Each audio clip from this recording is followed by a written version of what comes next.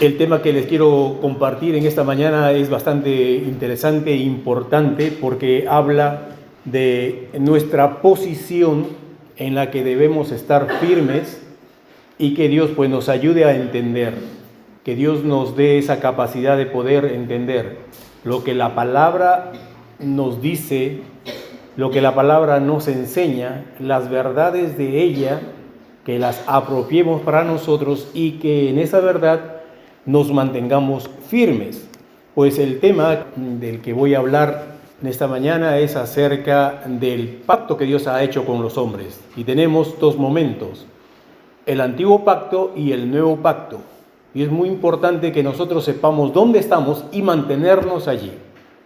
En primer lugar, voy a poner una línea de tiempo desde que el hombre apareció hasta el día de hoy o hasta el día de mañana.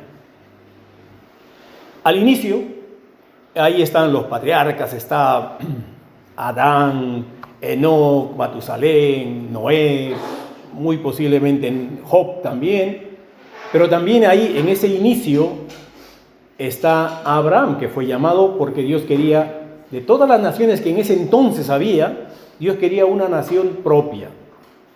Llamó a Abraham, pues Abraham tuvo a Isaac, Isaac a Jacob, Jacob tuvo varios hijos e hijas, pero Dios escogió de ahí a los varones para hacer unas tribus, o sea, el pueblo de Israel dividido en 12 tribus, 12 hijos que tuvo Jacob.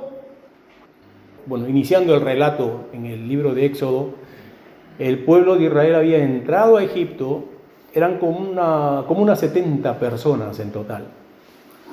Pero de ahí transcurren 430 años y ya encontramos al pueblo de Israel como una gran nación, o sea, muchísima gente. Se estima que más o menos eran como 2 millones de personas que estaban ahora en una condición de esclavitud. Egipto los había tomado esclavos y Dios utiliza a un hombre, Moisés, para liberar a su pueblo. Y una vez que Moisés libera al pueblo, lo lleva ahí a ese monte especial, al Sinaí, y ahí Dios le da lo que vamos a conocer como el pacto que Dios hace con ese pueblo en especial, con el pueblo de Israel, el pacto de Dios con Israel. Y dice la palabra en Deuteronomio, que es la repetición de la ley, Moisés hablando ahí a la siguiente generación, haciendo un recuento de cómo Dios le había dado a través de Moisés los mandamientos a este pueblo para que sea un pueblo especial. Encontramos ahí en Deuteronomio lo siguiente: llamó Moisés a todo Israel y le dijo: oye Israel, los estatutos y decretos que yo pronuncio hoy en vuestros oídos, aprendedlos y guardadlos para ponerlos por obra. Jehová nuestro Dios hizo pacto con nosotros en Horeb. No con nuestros padres hizo Dios pacto, sino con nosotros, todos los que estamos hoy aquí vivos. Es importante tener esta verdad extraída de la palabra de Dios para saber que en ese momento Dios le estaba dando la ley. Porque hay otros grupos que dicen que no, que desde el tiempo atrás siempre se ha guardado la ley. Bueno, haciendo resaltar en el famoso día de Shabbat, ¿no? El día séptimo, el día de descanso. No, que Noé lo guardaba, que Abraham sí lo guardaba, que Jacob, que Isaac sí lo guardaba. Aquí la palabra dice: Dios nos ha dado en el monte Horeb, que es parte del monte Sinaí, están juntos, nos ha dado la ley a nosotros, a los que estamos hoy aquí vivos. Desde aquí parte. Otra verdad que sacamos de Romanos capítulo 7, verso 12, hablando acerca de la ley, del pacto de Dios con Israel, dice que esta ley, este pacto, es bueno, es santo, es justo, es bueno. La ley es buena, ha sido dada por Dios y es buena. Nadie puede negar eso, que la ley de Dios es santa, es justa, es buena y es perpetua. Ahora, Otra de las cosas que quiero notar es cómo Dios juzga a la gente. ¿Cómo juzga a los que han vivido antes de la ley? Si la palabra dice que nos va a juzgar por la ley, por lo que nosotros hacemos, lo va a comparar con su ley y vamos a ver si hemos hecho obras correctas o no. ¿Y cómo Dios juzgará a los que han estado sin ley? Y ahí también podemos responder aquellas preguntas que nos dicen, ¿y qué de esos pueblos que nunca oyeron hablar de Israel, ni del Dios de Israel, ni que Dios ha dado leyes? Por ejemplo, países nórdicos, muy al norte, o países o tribus en el África que nunca habían escuchado de esto, que no tienen ni idea de qué cosa es la ley de Dios. Y por cierto está nuestro continente americano, que ellos no sabían de Dios, o sea, vivían sin ley. ¿Cómo Dios va a juzgarlos a ellos? Pues la respuesta también nos da la palabra de Dios en el libro de Romanos, capítulo 2, entre el verso 12 al 16, dice, porque todos los que sin ley han pecado, sin ley también perecerán. Es decir, Dios juzgará con ley a los que sabían la ley, y a los que no sabían de la ley los juzgará no de acuerdo a la ley, sino de acuerdo a las costumbres o leyes que ellos mismos se habían puesto. Por ejemplo, Dios cuando nos creó nos hizo a su imagen y semejanza y puso dentro de nosotros una conciencia, una condición interna capaz de distinguir entre lo que es bueno y lo que es malo. Y todas las tribus, los pueblos que se han formado en el mundo reconocen que no se debe matar, por ejemplo, que es malo mentir o que es malo robar, o en fin, una serie de leyes propias. Por ejemplo, en el incanato, allí en Sudamérica, en el imperio inca, tenían unas leyes: Amazúa, Amaqueya, Amayuya, no seas perezoso, no seas ladrón, no seas mentiroso. También había la ley de la minca. Cuando yo iba a hacer mi casa, todos estaban obligados a ayudarme a hacer mi casa. Así que cuando otro hacía su casa, todos teníamos que ayudarle. Esa era una ley. Entonces así todos hacían leyes que les parecían buenas y justas.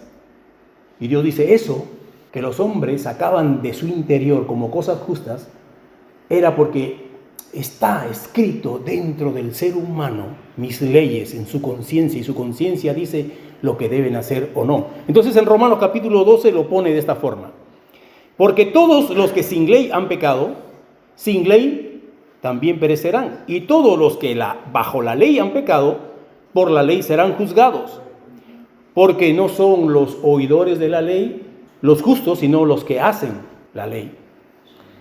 Verso 14, porque cuando los gentiles que no tienen ley hacen por naturaleza lo que es de la ley, estos, aunque no tengan ley, son ley para sí mismos, mostrando la obra de la ley escrita en sus corazones, dando testimonio su conciencia y acusándoles o defendiéndoles sus razonamientos. Así que un día Cristo juzgará a todos, ya sea por la ley que Dios dio, o ya sea por la ley que estaba en su conciencia de las cosas que se debían hacer o no se debían hacer. Vamos a mirar tipos de personas hasta este momento. Ahí tenemos 3 tipos de personas. Los que están en la franja azul son los del pueblo de Israel. Esos iconos azules representan a uno de Israel, a un israelita. Y los que están fuera se le llamaban gentiles, o sea, los que sean de cualquier otra nación, excepto de Israel, se le llamaba gentiles. Entonces, los que no son de Israel, ¿cómo se les llama? Gentiles. Y los que están ahí en la franja azul son los israelitas. Pero miren, ahí hay un gentil que se ha metido entre los israelitas. Ahí. ¿Quién es? Ese gentil ha querido seguir al Dios de Israel, ha querido adorar también, a saber de ese Dios. Así que se ha metido, él quiere ser un judío.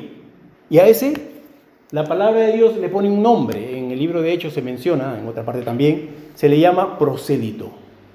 Aquel gentil que quiere ser como los judíos. Y se le llama un judío espiritual.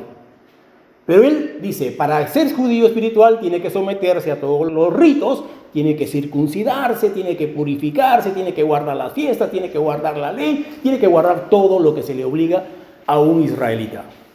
Entonces él voluntariamente quiere hacerlo y se le llama prosélito. ¿Vale? Hasta aquí tenemos 3 tipos de personas. Es bueno para conocerlo, para que ustedes cuando lean la palabra sepan de quién está hablando. Luego, en un tiempo dado, que es más o menos 1500 años después de que Dios dio la ley, nació nuestro Señor Jesucristo, quien cumplió toda la ley y con su sangre estableció un nuevo pacto. Estableció otro pacto, un nuevo pacto. Entonces, si hay un nuevo pacto, el otro queda calificado como antiguo pacto. Dice Hebreos 9, 16 y 17. Porque donde hay testamento es necesario que intervenga muerte del testador. Porque el testamento con la muerte se confirma, pues no es válido entre tanto que el testador vive. Así que este nuevo pacto se inicia con la muerte de Cristo. Cuando Él muere, derrama su sangre, establece un nuevo pacto, dando por viejo al anterior pacto.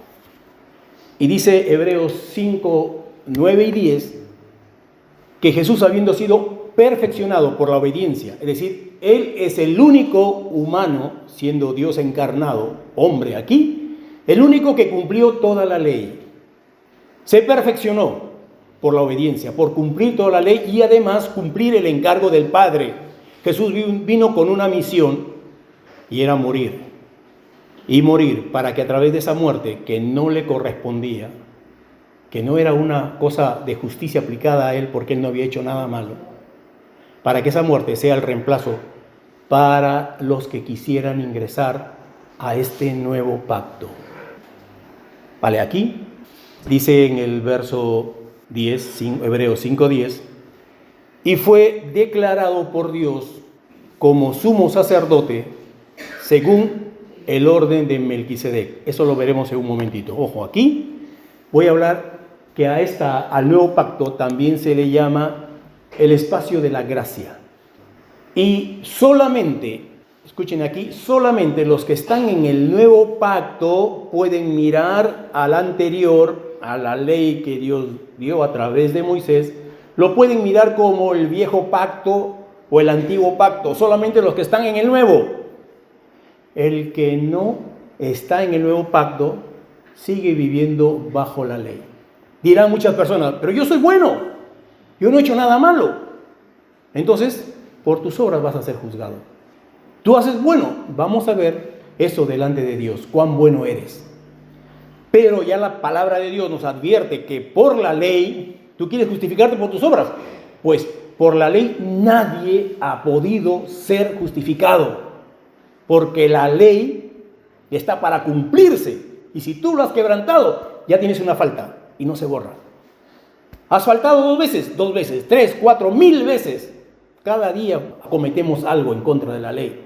Entonces tú vas a presentarte con tus pequeñas obras y llevas una cola de malas obras grandísima y no vas a poder ser justificado. Y viendo la ineficacia de la ley para perfeccionar o para justificar al hombre, entonces Jesús abrió un nuevo camino para salvar al hombre, que ya no es por el obrar, sino es por el creer. En la gracia, por eso se le llama al nuevo pacto, se le llama gracia, porque no necesitas hacer, no necesitas cumplir, necesitas creer en Jesús. Sigamos. Ahora volvemos a esto que habíamos visto en Hebreos 5:10, que fue declarado por Dios, fue declarado Jesús como ¿qué? Fue declarado sumo sacerdote según el orden de Melquisedec. Entonces decimos, pero un momento, ¿qué está pasando aquí? ¿Cómo es que Jesús puede ser sacerdote? No puede, porque según la ley, franja azul, según la ley, solamente pueden ser sacerdotes los que son de la tribu de Leví en una sucesión. Muere el padre, deja al hijo como sumo sacerdote, muere ese, deja al hijo y así una sucesión solamente de la tribu de Leví. Y Jesús no es de la tribu de Leví. Él es de otra tribu. ¿Qué está pasando aquí para que lo declaren a él sacerdote? Pues una cosa interesante que ustedes tienen que saber y metérselo también en la mente y en el corazón, es que Jesús guardó la ley exactamente, completamente hasta el día de su muerte. Hasta ahí la guardó. Cuando Él muere, se libró de la ley. Y cuando Él resucita, ya la ley ya no tiene nada que hacer con Jesús. Ya no lo puede obligar, ya no lo puede tocar, ya no lo puede coger. Jesús está libre de la ley. Por eso es que puede recibir el sacerdocio. Y ya no como la ley decía que solamente los que son de la tribu de Leví pueden tomarla. Él está recibiendo otro sacerdocio, el de Melquisedec, que es una figura para decir que su sacerdocio es perpetuo, que no acaba. En Romanos estamos hablando acerca de la gracia, ¿no? De lo que el que obra no se le cuenta como fe, sino lo ha obrado y es deuda por lo que ha hecho. Pero en la gracia ya no se obra, es solamente por creer. Pero aquí estamos en Hebreos capítulo 7, a partir del verso 11. Ustedes pueden leer todo el capítulo 7. Dice: si pues la perfección fuera por el sacerdocio levítico a través del cual se dio la ley, no habría necesidad que se levantase otro sacerdote según el orden de Melquisedec, que no fuese llamado según el orden de Aarón. Pero por causa de que el sacerdocio levítico y toda la ley que traía consigo fue ineficaz para salvar, pues se levantó otro, que es Jesús resucitado, con otro sacerdocio. Y dice el verso 12: porque cambiando el sacerdocio, era necesario que haya también cambio de la ley. Jesús, como sacerdote en el nuevo pacto, tiene sus propias leyes, lo cual se le llama la ley de Cristo. Ya no es la ley de Moisés, es el nuevo pacto con sus propias reglas. Nuevo sacerdote, nueva ley. Y sigue diciendo, ¿no? Y aquel de quien se dice esto es de otra tribu, de la cual nadie sirvió al altar, porque manifiesto es que nuestro Señor Jesús vino de la tribu de Judá, del cual nadie o nada habló Moisés tocante al sacerdocio. Y esto es aún más manifiesto si a semejanza de Melquisedec se levanta un sacerdote distinto, no constituido de acuerdo a la ley del mandamiento acerca de la descendencia arónica, sino según Melquisedec, el de una vida indestructible. Verso 18, queda pues abrogado el mandamiento anterior a causa de su debilidad y de su ineficacia para salvar, para justificar, pues la ley nada perfeccionó. Pero Cristo sí introdujo una mejor esperanza y un acercamiento a Dios. Entonces, miren la diferencia que hay. La ley, que también se le llama la ley de Dios, la ley que Dios dio a través de Moisés, o simplemente la ley, decretos, mandamientos, una serie de nombres que se le pone a esa sección de la ley. Y a lo que Cristo trajo, el nuevo pacto, también llamada la gracia, también llamada la ley de Cristo, la ley del Espíritu, la ley de la libertad, es otro diferente, que tiene otro sacerdocio y tiene otras leyes. Ahora, Romanos capítulo 7, para explicar, y ojo aquí, estábamos bajo la ley, y Pablo hace una comparación con un matrimonio. Dice, una mujer que está casada con un hombre, esta mujer no puede salirse e irse a otro hombre y estar con otro hombre, porque si lo hace, ha incurrido en una falta y ha pecado en adulterio. No puede, la ley lo obliga a estar bajo ese esposo. Y ahí en Romanos capítulo 7, Pablo emplea esa figura para decir, ¿cómo es que la mujer puede quedar libre? Si no puede. hasta que la muerte los separe. Ah, muy bien, hasta que la muerte los separe. Entonces dice Pablo, entonces es necesario que el marido muera para que ella quede libre y pueda irse con otro señor. Y esa es la figura que él emplea, miren aquí, Romanos capítulo 7, desde el verso 1.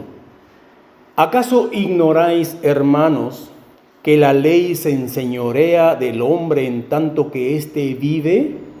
Se enseñorea, lo tiene preso y está bajo su poder.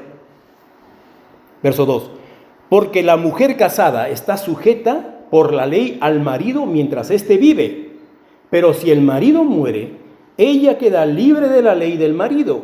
Así que, si en vida del marido se uniese a otro varón, será llamada adúltera.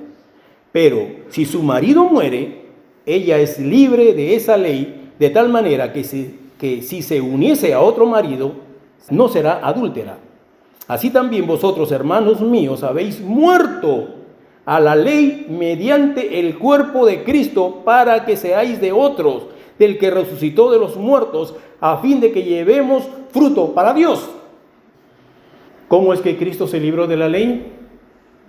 Muriendo. ¿Y cómo es que nosotros nos libramos de la ley? Muriendo. Porque los que están en Cristo son nueva criatura. El simbolismo del bautismo. Aceptamos el señorío de Cristo en nuestras vidas, entregamos nuestras vidas a Cristo, le pedimos ahora que Él sea nuestro Salvador, nos entregamos a Él y Él primero nos hace morir, para que la ley no reclame nada de ti. Te hace morir y te sepulta, y de ahí te levanta. Entonces la ley dice, ay, ves que se me murió, se me fue, pero ya te resucitó el Señor, ya no para volver con la ley, sino para que entres con Él, para que estés con Él, para que te sometas a Él, para que Él sea tu Señor. La única forma de desligarnos de la ley es morir. Por eso en Gálatas 2:20 dice, con Cristo estoy justamente crucificado, ya no vivo yo, mas Cristo vive en mí. Nos unimos al cuerpo muerto de nuestro Señor Jesucristo, morimos también con Él y ahora resucitamos para un nuevo pacto, para entrar en la gracia, para entrar en esa salvación. Pero no quedamos nosotros fuera de ley, estamos ahora bajo la ley de Cristo, bajo sus ordenanzas, bajo sus mandatos.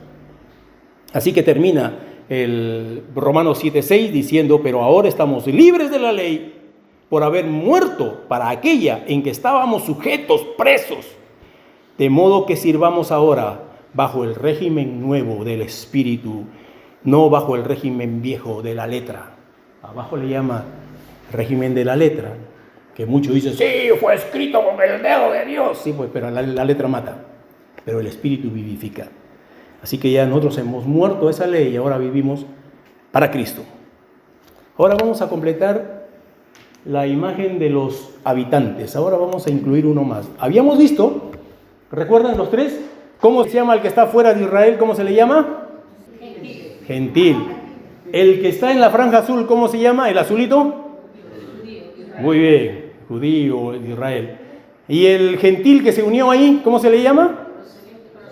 Prosélito, uno que quiere ser judío. Ahora un ingrediente más, una persona más. Ahora el que está en Cristo. ¿Quién es el que está en Cristo? ¿Para quién es la salvación? ¿Quién puede entrar? Recuerdan que el judío siempre se ha levantado por alto y decir, yo soy más que el gentil. Y acá Cristo dice, momentito, aquí puede entrar todos. El que es judío, pues deja de ser judío y viene aquí. Ha muerto para ser judío, ahora es nueva criatura, ahora es salvo, ahora pertenece al nuevo pacto, ahora se llama iglesia, ya no judío. El gentil también puede entrar, dejará de ser gentil y ahora se convierte en iglesia.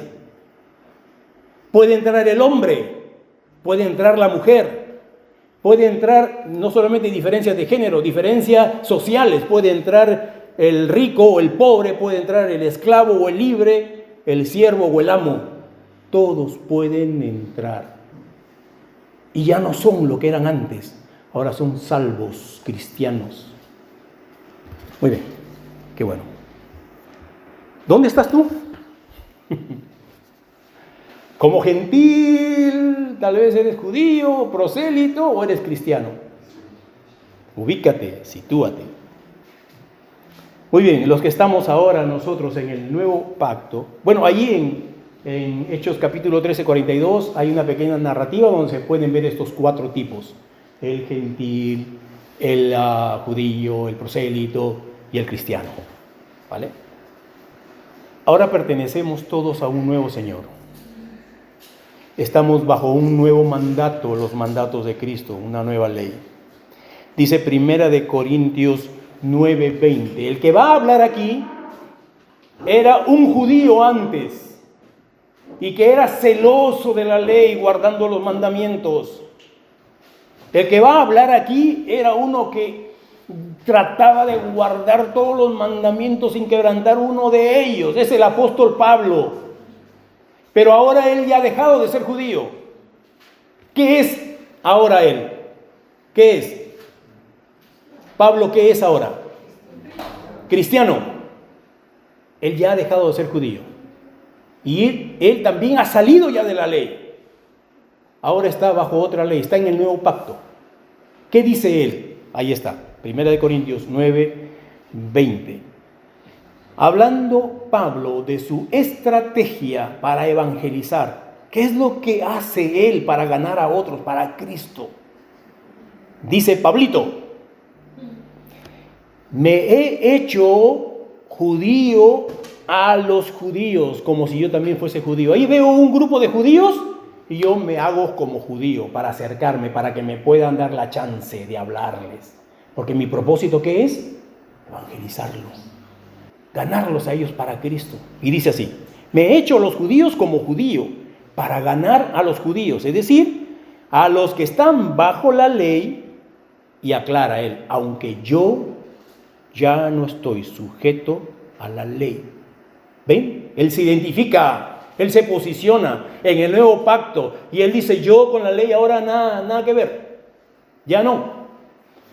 Yo, dice, me hago a los judíos como judíos, a los que están bajo la ley, como si yo también estuviera bajo la ley, pero yo no estoy bajo la ley.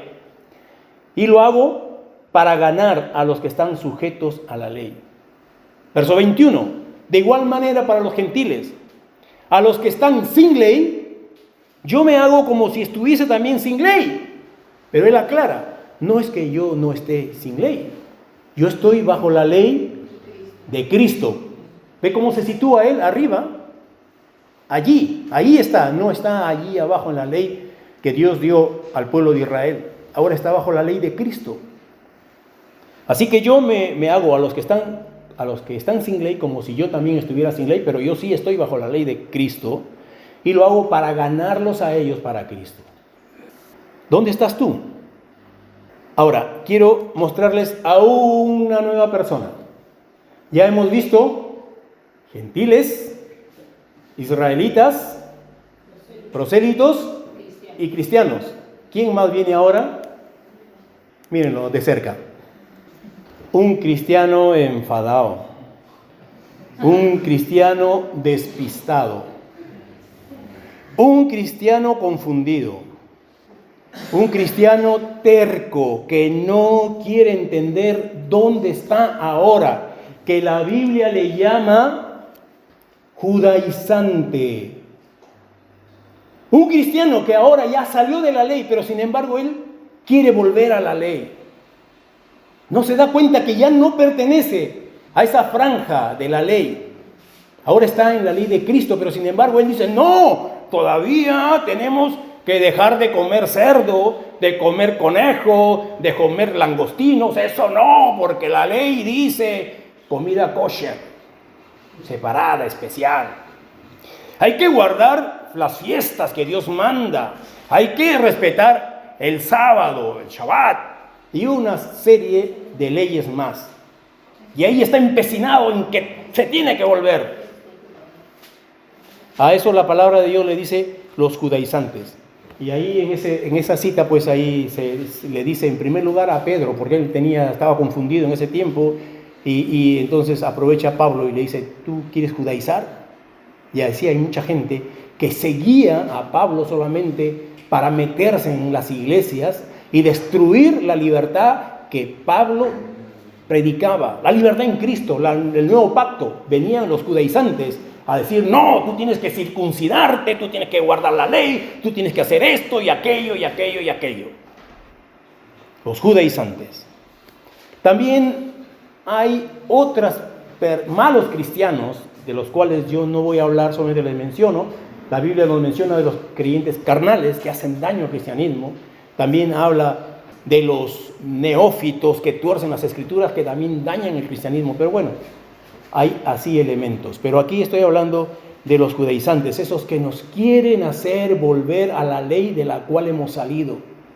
Ya hemos muerto, pero nos quieren volver a recasar con la ley. No puede ser. Aquí voy a citar algunos versos para que podamos entender. Colosenses capítulo 2, verso 16.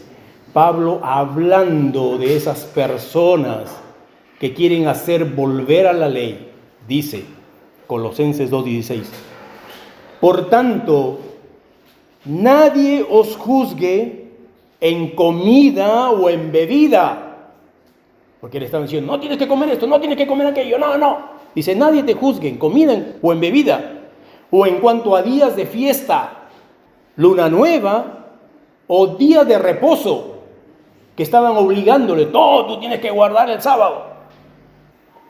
Dice Pablo, todo lo cual era sombra de lo que ha de venir, la sombra de un cuerpo, el cuerpo de Cristo, era la sombra. Pero ahora, dice, tenemos a Cristo, el cuerpo. Como alguien decía, ¿no? Un hombre que se había ido de viaje mucho tiempo, la mujer lo extrañaba y cuando él viene, no se abraza a la mujer a su sombra del hombre y le dice, ay, ¿cuánto te he extrañado? Se va al esposo y lo abraza, ¿no? Estos estaban yendo a la sombra. Querían agradar a la sombra. Dice, ¿para qué? La sombra solamente era sombra. El cuerpo ya está aquí, anda el cuerpo, anda Cristo, dice él. También vuelve a mencionar lo mismo para los romanos, porque estos judaizantes se habían metido por todas las partes donde Pablo pues ha ido a predicar, ¿no? Y se va también ahí a la iglesia que está en Roma, y también empezaron a contagiar con su forma de volverlos a la ley, y Pablo le dice, miren, hay algunos que hacen diferencia, Romanos 14, hay algunos que hacen diferencia entre día a día, ¿no? Este día sí, este día no, este día es santo, este día no. Otro juzga iguales todos los días. Todos son iguales para el Señor, dice. Así que cada uno esté plenamente convencido en su mente. Si te importa a ti guardar el día de sábado, guárdalo, pero que estés convencido. Y no le digas al otro que está mal, porque el otro no cree que se debe guardar el sábado, sino cualquier otro día, da igual. Y está plenamente convencido de eso y hace bien, porque para su Señor lo hace. Tú no tienes que juzgarlo. Si tú quieres, hazlo, pero no obligues a los demás. Ni este tampoco te va a obligar a ti a hacerlo. Cada uno convencido. Así que dice, el que hace caso del día, lo hace para el Señor. Y el que no hace caso del día, para el Señor lo hace. Igualmente el que come. El que come, para el Señor come, porque da gracias a Dios. Y el que no come, para el Señor no come y da gracias a Dios.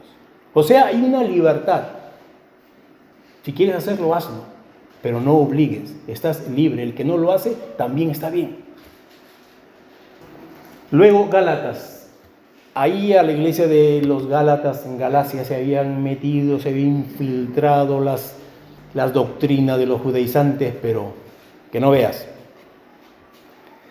Y en Gálatas, en el capítulo 3, en el capítulo 4, empieza a hablar mucho acerca de esto. Por ejemplo, en el 3, 24 y 25 dice, de manera que la ley ha sido nuestro ayo, nuestro guiador, nuestro tutor, ha sido nuestro ayo para llevarnos a Cristo, a fin de que fuéramos justificados por la fe. Así que venida la fe, ya no estamos bajo el ayo. Ahora ya somos de Cristo, creemos en Cristo, ya no estamos en la ley. En Gálatas 4, versos 9, 10 y 11, dice, mas ahora conociendo a Dios, o más bien siendo conocidos por Dios, ¿cómo es que os volvéis de nuevo a los débiles y pobres rudimentos a los cuales os queréis volver a esclavizar? Guardáis los días, los meses, los tiempos, los años. Y dice Pablo, me temo de vosotros que haya trabajado en vano con vosotros. Que estaban regresándose a la ley, a guardar otra vez los días de reposo, las fiestas y otros rituales que había. Y Pablo le dice no. Gálatas capítulo 4 también, pero el verso 21, 22 y el 31 hace una figura aclaratoria diciendo que Abraham tuvo 2 hijos. Tuvo un hijo a través de la esclava, y eso representa la ley, y tuvo un hijo a través de la libre, de Sara, y eso es los de la gracia. Así que él hace esta alusión y dice muchas otras cosas que ustedes pueden leerlo, y al final de cuentas él dice, porque no somos hijos de la esclava, no pertenecemos más a la ley, a los 10 mandamientos, a la ley de Moisés, a la ley que Dios dio a través de Moisés. Somos de la libre, somos de la ley de Cristo, la ley de la libertad. Otros también escogen Juan, en el capítulo 2, en el 3 y en el 5, menciona mucho los mandamientos. Hay que guardar los mandamientos. Primera de Juan. Pero si lees bien, cada uno de esos versículos está hablando de los mandamientos de Cristo. Por ejemplo, Primera de Juan capítulo 2, 2 y 3 dice, y Él es la propiciación por nuestros pecados. ¿Quién es la propiciación por nuestros pecados? Cristo. Él, Cristo. Y no solamente por nuestros pecados, sino también por los de todo el mundo. Y en esto sabemos nosotros que le conocemos. ¿A quién? A Cristo. Si guardamos sus mandamientos. ¿Los mandamientos de quién? De Cristo. Y si lees bien, cada uno de los siguientes versos que menciona aquí en el capítulo 3 y en el 5 es lo mismo, hablando de los mandamientos de Cristo. Sitúate tú, mi hermano, ¿dónde estás? Y lo digo esto porque en estos tiempos está proliferando mucho acerca no solamente de los adventistas que se cierran en que tenemos que guardar la ley, sobre todo los días, el día de reposo, sino los mesiánicos que también están retrocediendo a la ley. Y te dicen, no tienes que comer esto porque esto no decía la ley, tienes que guardar el sábado porque eso dice la ley, tienes que hacer esto porque dice la ley. Han vuelto otra vez a la ley y se están expandiendo. Y si ustedes no saben posicionarse bien, van a ser confundidos y se van a desviar. Tienen que saber bien dónde están. Ahora, como conclusión, toda persona que todavía no se ha apropiado de la salvación que da Cristo, o sea, no ha ingresado en el nuevo pacto, está todavía bajo la ley. Es decir, por la ley va a ser juzgado. Yo soy buena persona, pues ya te juzgará Dios si eres buena persona o no, porque tú estás jugándote tu destino final de acuerdo a tus obras, y Dios te va a juzgar de acuerdo a tus obras, y lo va a comparar con los 10 mandamientos y te va a encontrar en falta, fallado, es decir, sentenciado. Así que si no estás en Cristo, estás condenado, porque la ley a nadie ha justificado. Y estás esperando ser justificado por tus obras y ya estás perdido. Y nuestra invitación es, entra al nuevo pacto. Tú que de repente no has escuchado esto o no has puesto atención, tú que todavía no has decidido entrar en el nuevo pacto, entra en el nuevo pacto. Ahí no tienes que hacer. Ahí solamente tienes que creer en Cristo. Y si dentro del nuevo pacto tú fallas, no importa. Cristo tiene paciencia para decir, ya lo lograrás. El que tú falles, el que tú no cumplas, no te hace desmerecedor de estar en el nuevo pacto. No te hace desmerecedor de la vida, de la justificación que Cristo te da. Él espera por ti. Él quiere que te perfecciones, sí, pero ya no depende. Si no lo haces, si fallas, si pecas, todavía eres salvo, que estás en camino de ser perfeccionado. Entra al nuevo pacto. Entra, que hay oportunidad. Es para ti. Y todos los que ya estamos allí, no nos vayamos al antiguo pacto, no nos desviemos, no nos dejemos influenciar ni llevar por el pensamiento judaizante que nos arrastra a cumplir la ley. Estamos en Cristo, estamos bajo otra ley. Cristo, un nuevo sacerdote, una nueva orden, unos nuevos mandamientos. Así que si tú no estás en Cristo, mi invitación de urgencia es entra a Cristo. Quédate allí en el nuevo pacto, redimido por la sangre de Cristo y salvado. He terminado. Vamos a dar gracias a Dios por este tiempo. Padre, gracias por toda la salvación que tú has planeado, porque no se podía a través de la ley. Utilizaste lo de Jesús y utilizaste mecanismos para que todo vaya en orden, haciéndonos morir para sacarnos de la ley y presentarnos a un nuevo Señor, a Jesús. Y gracias por la sangre derramada que abrió este nuevo pacto, en la cual ahí estamos. Y tenemos que estar allí, Señor, y no dejarnos influenciar por gente que todavía no ha entendido su nueva posición en Cristo. Y más bien nosotros estar firmes e invitar a otros para que también entren en esta gran salvación que tú lo has planeado, Dios. Gracias por este tiempo, en el nombre de Jesús. Amén.